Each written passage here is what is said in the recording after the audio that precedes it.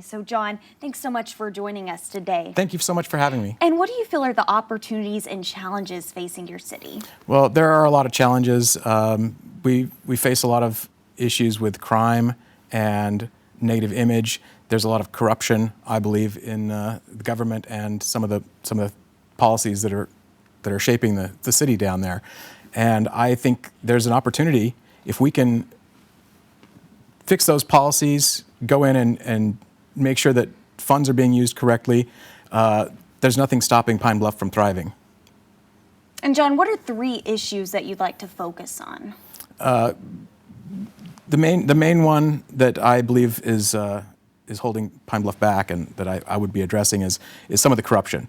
That involves some of the funds that were used for Go Forward Pine Bluff.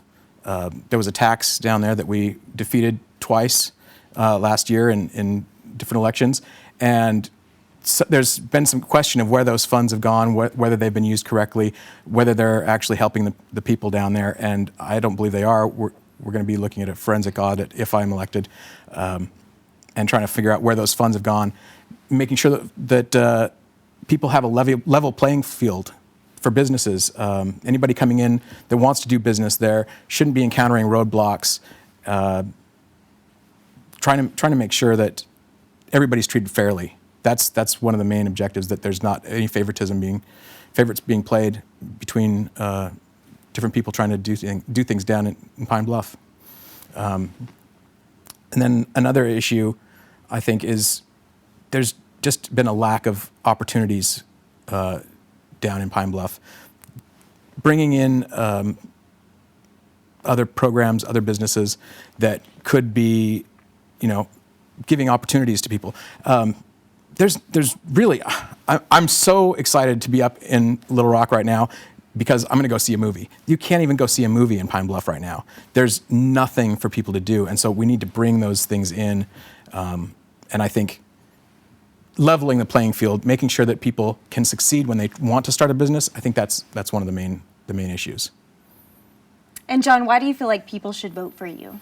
Well, I feel like I bring an outside perspective to Pine Bluff.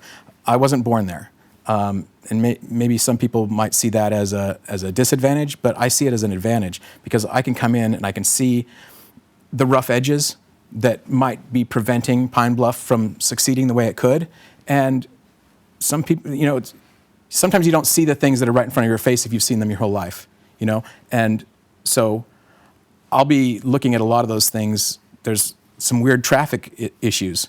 There's some one-way streets that shouldn't be one-way streets. I mean, just some minor things like that people are used to that I think are just rough edges that people encounter that kind of slow Pine Bluff down. And I think Pine Bluff can go faster. It can succeed. It can be the city of progress. All right, Mr. Fenley, thank you so much for joining us today here on Little Rock Arc. We appreciate your time. Thank you so much.